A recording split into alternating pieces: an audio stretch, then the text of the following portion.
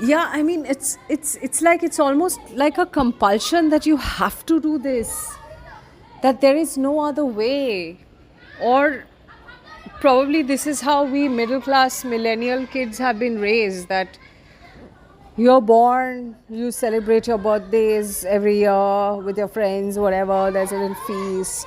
You grow older, you pass out of school like class 10, then you're in high school, then you do your plus twos, and then you pass your plus twos with like flying colors, and that determines your life path, sort of. Like after that, if you're doing engineering, or if you're going to medical, or if you're doing like a solid academic course or whatever, that sort of sets you on one sort of a path.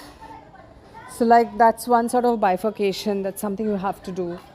And then I mean, these things have no correlation between them. Then the next thing is, once you graduate, you have to get a job. These are like given, these are by default. It's like, okay, I've graduated, in the sense I've done my honors in, let's say, a humanities subject, and then I may feel like studying further, or I don't know, whatever, doing research or doing something different, or earning money in such a way so as to sustain myself, so that I can get that time to pursue this interest in, say, literature that I have, and read and study and do higher and deeper studies. No, if you do that, you're a failure. You are a failure if you do that. What is the criteria of not being a failure? I'll tell you. That criteria is, first of all, you have to study engineering or medical or MSc, BSc. BA is like so may. Okay. So yeah, you have to do all of those. And after, like, if you're in engineering, then to very good. If you're like, after your plus twos, you've qualified in the joint entrance, medical, whatever, you're like, oh my god, super cool. If you're like, okay, after your bachelor's, you want to pursue your master's, specifically MSc, yes, science, like MSc, you're great. You're like such an academic.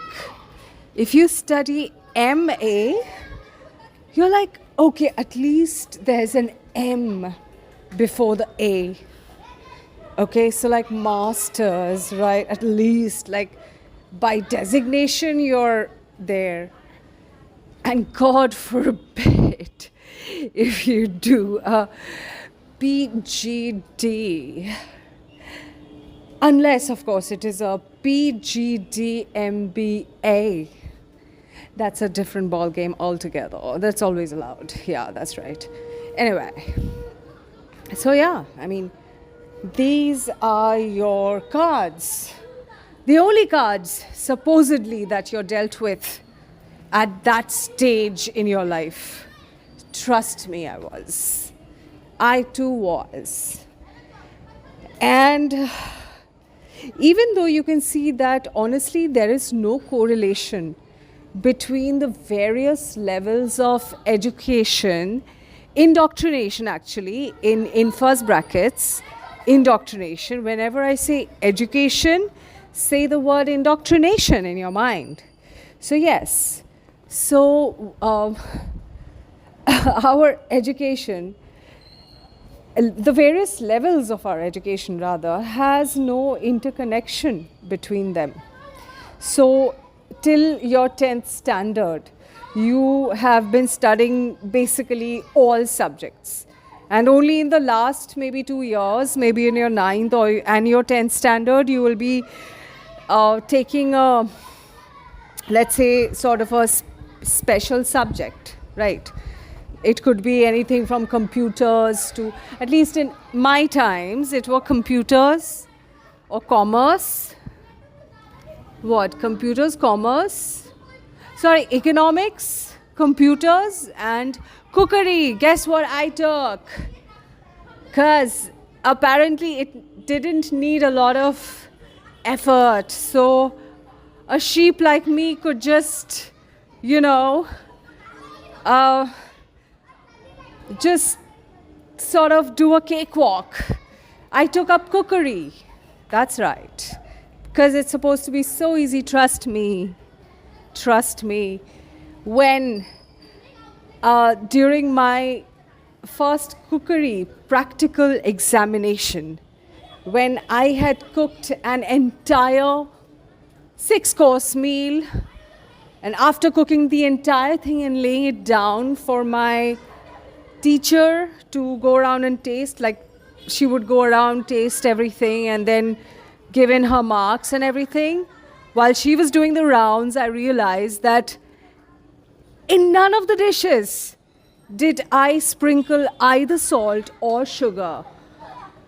So basically, they were tasteless, but they looked so good. I guess I did a very good job with the presentation, being the creative person that I am. Thank you. So, yeah, I mean, it was very easy. I passed with flying colors. I think I scored 55 or something in cookery. At least I passed, yeah, right? That was the intention, wasn't it? And why did I take up cookery?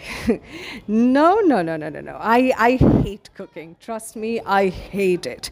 But I'm sure it's a great art form. No, honestly. I took up cookery because my family said so. Because I guess what they thought was, like I said earlier, for a stupid sheep like me, cookery would be the perfect subject to take up because it was so easy and it'll kind of prepare me for my life ahead as a housewife. Because how could I ever think of doing higher studies and handle the complexities of life and knowledge, etc. How could I?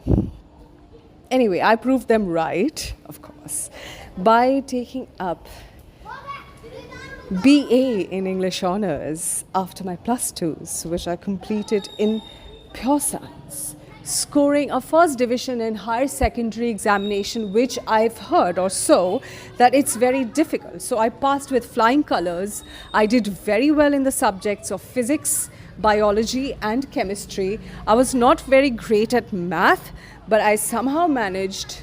And yeah, so that was that. I mean, I did very well and nobody expected me to do so well in my higher secondary, which is also called Ucho Madhyamik Porikha in Bengal. And if you say Ucho Madhyamik, it's like this bomb sort of a thing. So if you utter these words, there'll be people around you who will just sort of explode, because Ucho Madhyamik is happening in people's lives, in every young person's lives in Bengal. So yeah, so I aced it.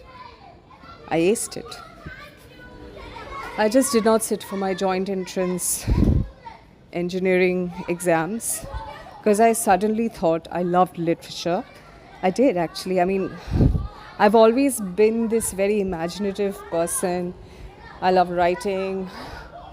I was a very good poet. I think I still am a very good poet. I can write poetry at the drop of a hat. No, I'm seriously not boasting. I'm not. So, yeah, I mean, that's the turn my life took. But the thing is, you're always expected to go along a certain path that your family mostly chooses for you. Most of the times we don't even choose our path. We choose our paths either to satisfy a certain group of people or just to prove a point or whatever. I mean, mostly it's not out of our own volition, I would say that. So to the youngsters, I would say that, of course, I mean, this will be a much more nuanced piece. But for now, I would say that If you don't feel like studying, don't study. Don't continue. Because eventually, I'll tell you what you have to do is you'll have to earn money to support your family. Trust me, it all boils down to that. Yes, and that is a harsh truth. However, being a harsh truth, if you realize that yes, you can do that, you can earn money while at the same time pursuing what you love. That is when things become magical. I mean, you'll only be able to realize that after you've endured a lot of pain that your work, your career path has led you through. After you have endured that pain, after you've had certain realization, you'll come to this point. And this is for the millennials. But for you guys, for the younger generation, I would say that if you don't feel like studying, don't study. If you are interested in a certain thing, pursue only knowledge on that, and around that, be a generalist. And it all boils down to earning money, and if you're able to feed yourself and your family, number one. Secondly, don't get into a corporate job. If you are able to develop the sort of skills that you really want to develop, and if you have already certain skills, work on them, monetize them. I would say monetize yourself, monetize your skills, because that is the only meeting point of your, I mean, the thing that you love and the thing that will give you money, because you need a balance of both. You need both in your life, right? So don't be a fool and get into like TCS and Cognizant and the EYs and the Deloittes and all of that, PwCs of the world. It's bullshit. It's bullshit. I mean, you can, of course. I mean, you can do that maybe for 2-3 years, earn some money and then pursue your thing. But all I want to say is that don't let a corporate job dictate your life. That's all I want to say. Let your skill, let your monetizable skill only be your strongest point. With that, I would like to end this here. I will continue this in my video. Thank you. This is just as a reminder note.